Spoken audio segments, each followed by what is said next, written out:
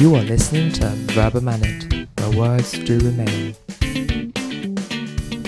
Welcome to the new episode of Right the Wrongs. Every Wednesday and Saturday, Right the Wrongs raises the public awareness on pressing human rights abuse and creates an incubator of activism. I'm Isis. And I'm Kaya. And we are your hosts for today. The topic of today's episode is human trafficking. First, we will present the subject in a general way to give you, our listeners, a theoretical background and explain its implications. Then we are going to focus on recent examples, such as the case of Jeffrey Epstein, probably the most famous case of human trafficking in the recent years.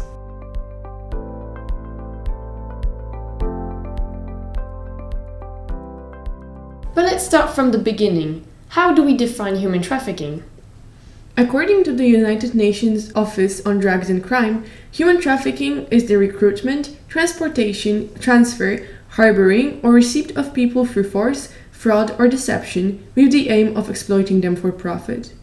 While we usually think of human trafficking as a distant problem that doesn't concern us, we should remember that men, women, and children of all ages and from all backgrounds can become victims of this crime, which occurs in every region of the world. Can you tell us more about the purposes of human trafficking?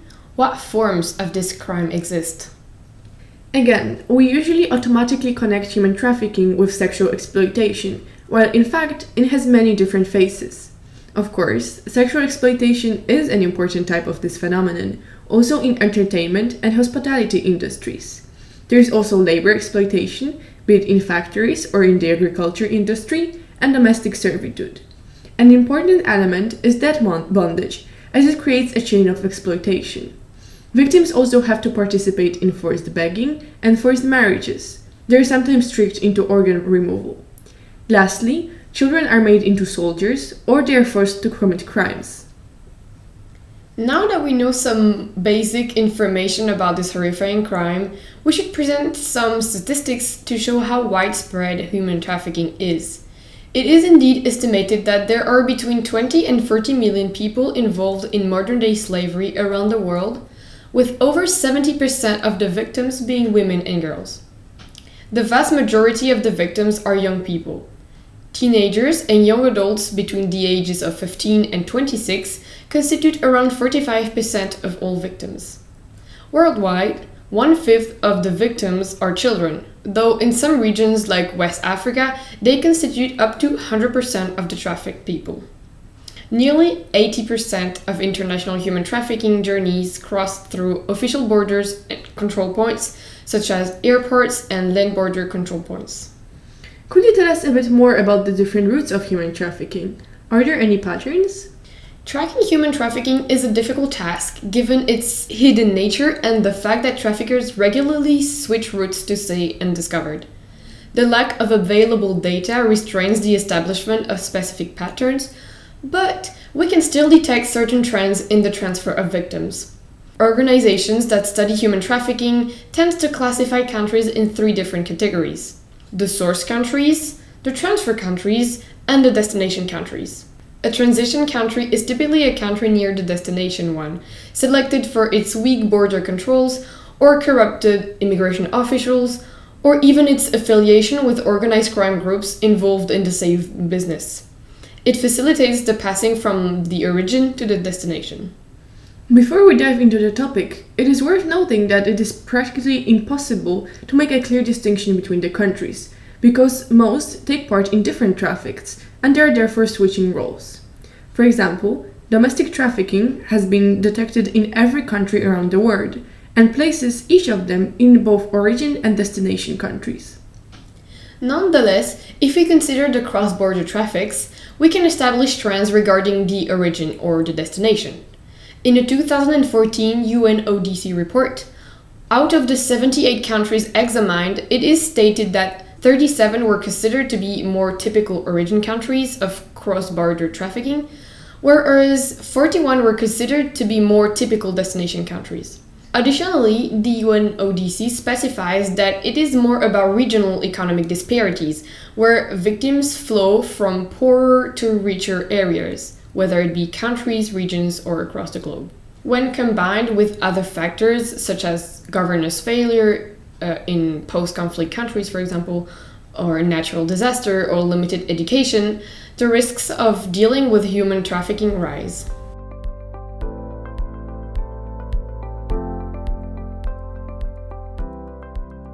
Domestic trafficking, which represents about 34% of the cases, often follows the same pattern. As cross-border traffic within the same subregion, which constitutes 37% of the cases, domestic traffic is much easier than transregional because it does not require as much skills and capital, such as visas, various transportation, reception, accommodation, etc. In fact, victims from outside of the subregion are quasi-inexistent in Asia, Eastern Europe, Sub-Saharan Africa, and South America, while they represent about 40% of the victims in North and Central America and other parts of Europe, and 68% in North Africa and the Middle East. And actually, we can observe that most origin countries are located in Asia, South and East Asia, in Sub-Saharan Africa, in South America, and Eastern Europe. On the other hand, the majority of destination countries are in the Middle East, in Western and Central Europe, and North and Central America. It is said that the global north attracts victims from all over the world. However, we should remember that these statistics don't show the true scale of human trafficking, as it is estimated that only 0.04% of people who used to be in trade chain are identified worldwide.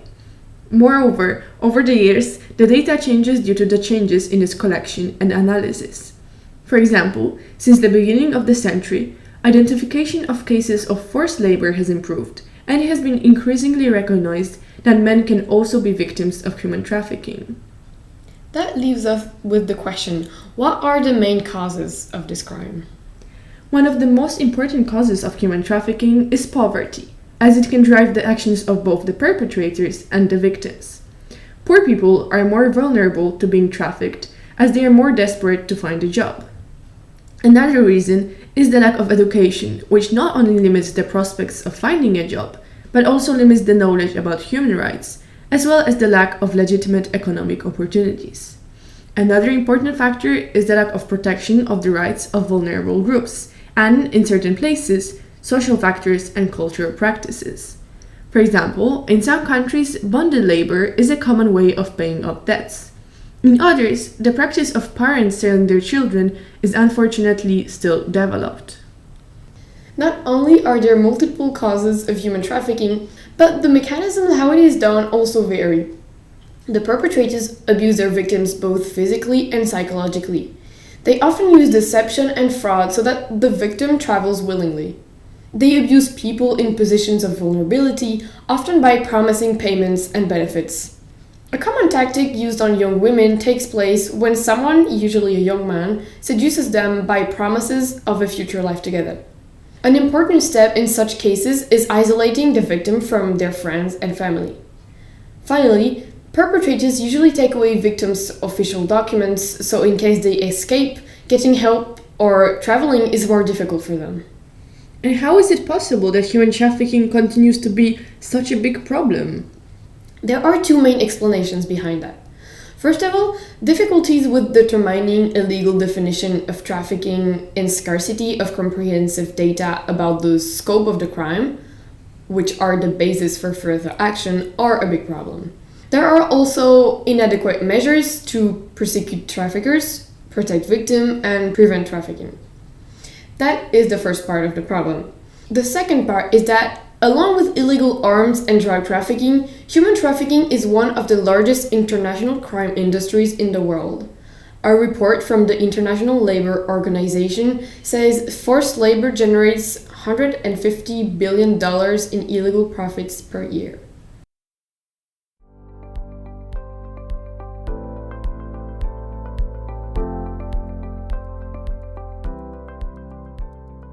Now, let's discuss what are the consequences of human trafficking for the victims. How do the survivors live with the memory of being part of this? Well, it is first important to note that the impact can be different depending on the type of human trafficking we're talking about. But there are anyways recurring issues and trauma that survivors have to live with. A common consequence is physical harm.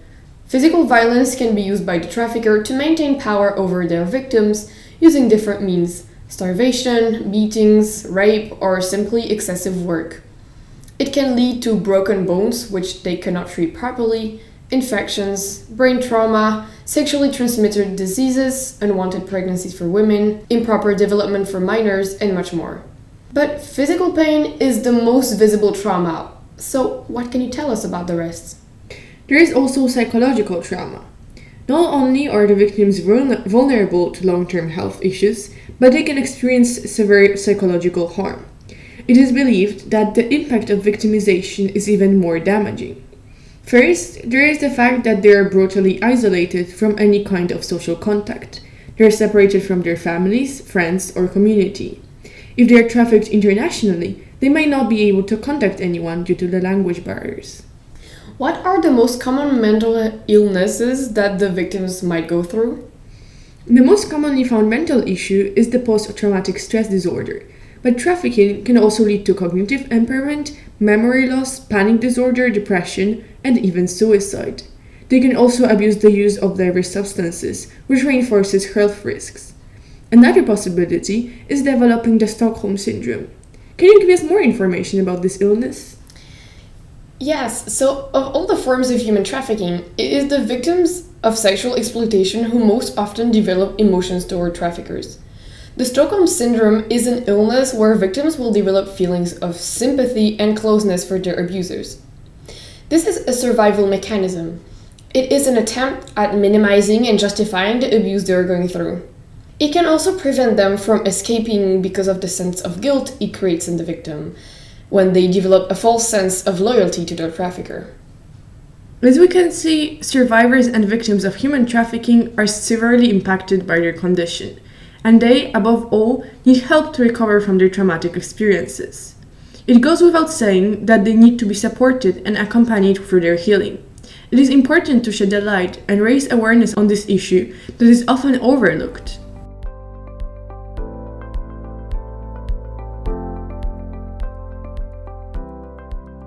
How about leaving the data aside and considering an example? Sure. We're now interested in a scandal that occurred in July 2019 concerning the American financier Jeffrey Epstein. On July 9, this man was charged with several sex trafficking crimes and accused of having sexually exploited and abused dozens of minor girls, and all of that from 2002 to 2005. Epstein was facing 2 trafficking charges when he died: sex trafficking of minors and conspiracy to engage in sex trafficking of minors. Epstein was accused of taking part in forming a network of minor girls who would come to his mansions and massage him, but the sessions would gradually get more sexual. What's more is that he would sometimes ask the girls themselves to find others and recruit them into doing the same thing. It has been shown that he had up to 3 massage sessions a day. He is alleged to have paid some victims hundreds of dollars for each new victim procured. The Manhattan case comes more than a decade after the allegations that Epstein had sexually abused minors rose and pressured local and federal criminal investigations and civil suits for a trial.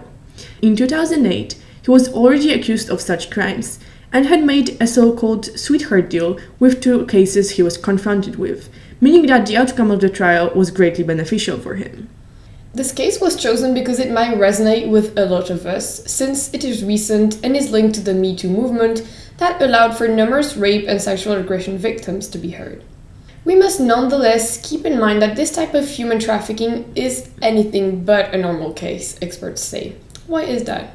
Well, first of all, most traffickers aren't multimillionaires with ties to former presidents like Donald Trump or Bill Clinton, or important personalities such as Prince Andrew from the British royal family.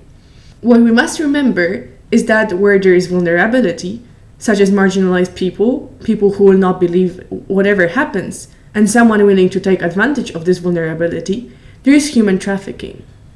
Indeed. And this means that people in an undefined status, such as migrants without documentation, can be and are targeted by human traffickers.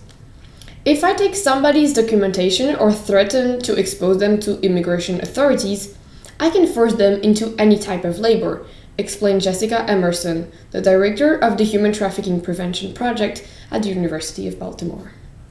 Let's have a look at another recent example. Yet again, in 2019, the UK's largest modern slavery investigation took place and it dismantled a human trafficking ring worth £2 million.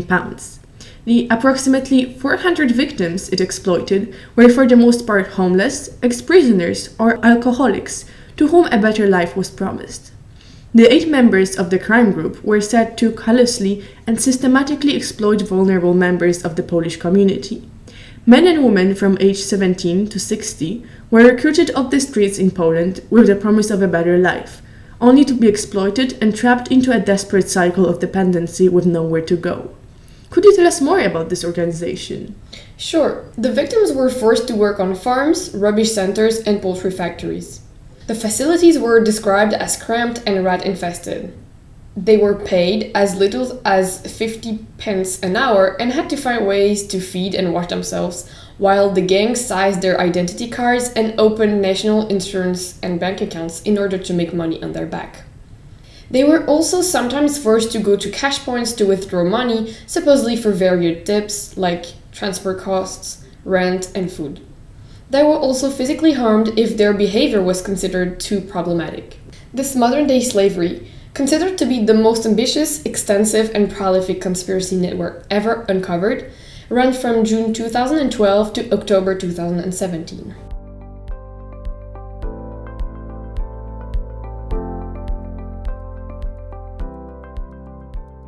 That's the end of our episode on human trafficking. Feel free to engage with us on our social media channels. Is there an interesting case of human trafficking you would like to talk about? Let us know by following us on Facebook and Instagram, and join us for further discussions on our Telegram group, or leave us a comment at theverbamanentpodcast@gmail.com. This episode was written by Kaya and Isis, produced by Serena, and brought to you by Right the Wrongs under Verba Manent. The next episode of Right the Wrongs will talk about killings of journalists. You can find the program wherever you find your podcast, bringing you detailed updates on pressing human rights issues. Till next time! Take care!